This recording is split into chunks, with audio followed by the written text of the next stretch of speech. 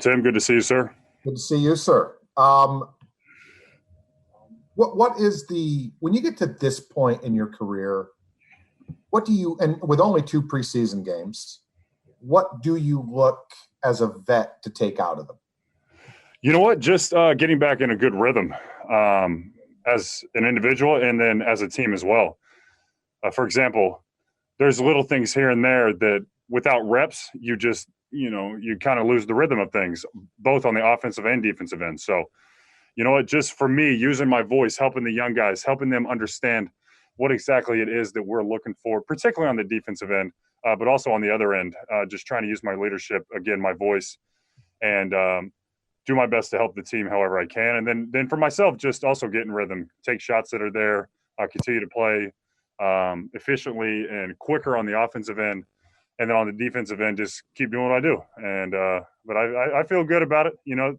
There's always going to be, some time to, again, get back in that flow. But that's all part of the process. Jesus. And in the bubble, it was obviously a very intimate setting. They did a great job making 6,000-seat arenas look like they were made for what it was. We're seeing now, we're going to see tonight in your building, 20,000 empty seats. Mm-hmm. Depth perceptions are going to be, it's just going to be different than the bubble. The bubble it was that way for a reason. Obviously, now it's not. How weird is this going to be? We're used to playing without fans, yes, but we're not used to seeing 20,000 empty chairs. How weird is that going to be? You know what? It's definitely going to be a new experience. I'll say that. And, people ask me about, what are the LED monitors like? And, what's it like playing with basically no fans in the bubble? And I said, you know what? We're professionals, and this is what we're trained to do. We love the game. And really, once you get in between those 4 lines, it's almost like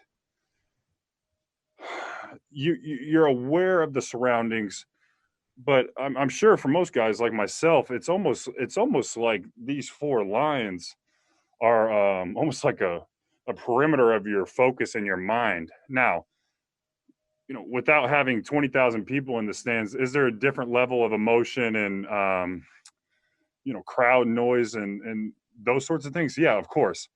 But again, there's a reason why we do what we do and why, we've been successful at doing that is because we're here to play the game of basketball. Now, it's certainly nice to have fans in the arena, but that's not the reality of the world we're living in, period. So we have to adjust. I think for everybody, that's a perfect word. It's just going to be an adjustment period. But I know one thing about this organization and our group is that just no excuses. There will be maybe some people elsewhere that, that try to blame certain things, but I feel as though we'll stay locked in and just continue to progress forward.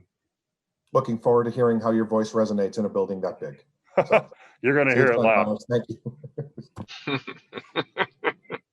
All right, next up we have Ira Winderman. Go ahead, Ira. Hey, Meyers. Good to see you again. I'm just curious, even if you could just take us through today's shoot around, how is game day different in pandemic times? Was there a round of testing today before you were allowed to get on the court? Stan Van Gundy said because his team traveled and had a test today, he canceled the shoot around, moved his meeting to 1 p.m. because he couldn't even get his players together until everyone tested. Can you sort of take us through at least the start of the day, the first shoot around in this kind of setting? Thank you. Sure. So obviously we have certain protocols that we have to follow. Everybody did test. Then everybody was in the building. But luckily for us, we're at home, not on the road. So, we all arrived early to make sure that we could get our testing done, make sure we were all cleared. And then, the young guys start pre-practice about a half hour before shoot-around. And then we're all up there just as we would have a regular shoot-around any other time. So it's also different in the fact that we have a lot of guys right now. There's a lot of teaching going on. Rather than just kind of going through the process of our switches or our pick and roll defense or something on the offensive end or just running through simple 5-on-0 plays. Right now, again, although we have a group that for the most part understands everything that's going on, there's still some guys that need to be taught, certainly, again, with this many other guys on a training camp roster. So we had, a few things to go through. Again, some defensive strategy of sorts, just our normal base coverages, again, running through some of the plays. So when those guys do get their opportunity, they have an opportunity to excel and to look good and try to help themselves and also help our team, of course. So this was a little different for a lot of reasons, but yes, we did test. We did have a good shoot around, and we'll come back later tonight ready to go. All right, up next we have Michael Cugno from Channel 4 TV. Go ahead. What's going on, Meyers? This is kind of a broader question for the season with the way the schedule is going to shake out, obviously being less games and, less time off.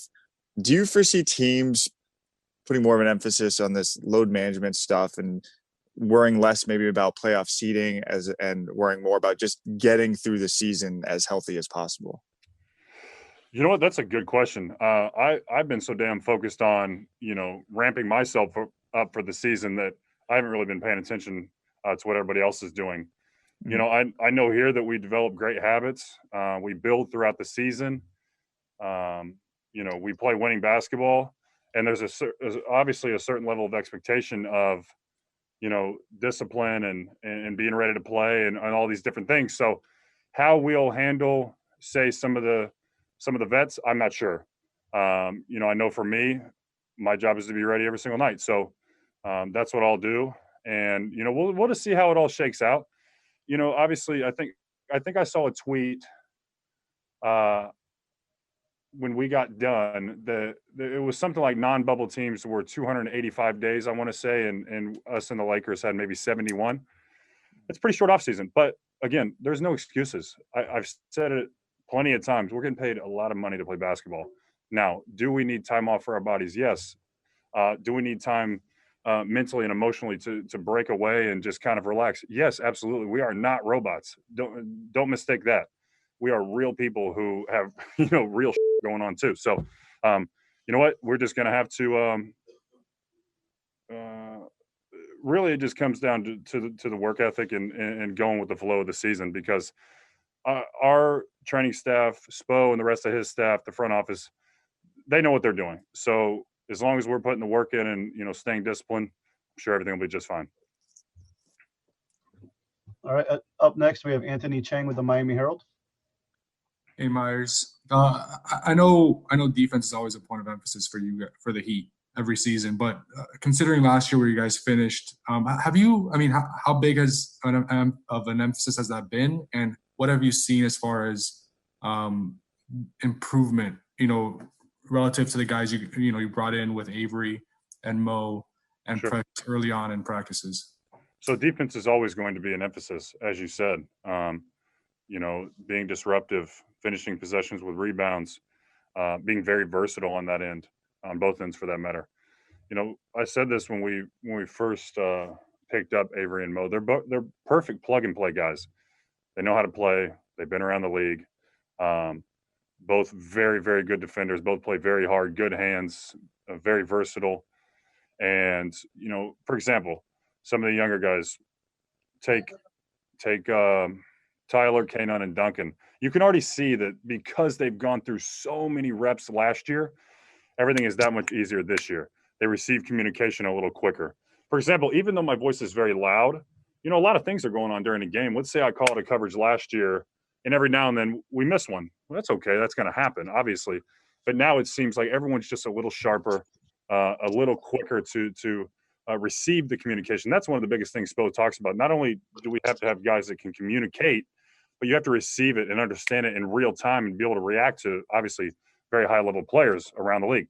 So, with the younger guys this year, or I should say with Precious, the energy, his ability to guard multiple positions, and then, again, along with Avery and Mo and those guys, everything seems to be progressing well. Again, that's a testament to the Miami Heat culture and what they stand for and what's expected every single day. But also, again, we have a lot of guys that are returning and guys that are just versatile and able to do many things and pick up on things really quickly. All right, next we have Christos Saltas with SDNA Greece. Hello, Meyers. I would like to ask you what different we're gonna see this season about you and how you prepare about the tonight's game against New Orleans, and also how useful for Precious do you believe that is your vocal during the practice? Okay, so for me, you know what, do a lot of the same things. You know, my communication on the defensive end is something that I take great pride in. On the offensive end, I believe that my spacing is very elite. You know, I can really shoot the ball and give other guys opportunities to work within the flow of the offense and have more space to operate. And, you know, continue to try to do more, be higher on pick and rolls, you know, be more impactful at the level of the ball, maybe grab a couple more rebounds a game. We'll see.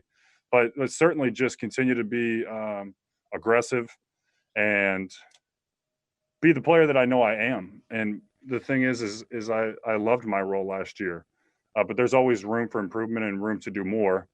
And let's see, the other part of the question. Oh, Precious and my voice. You know what? He's got a lot of amazing vets around him.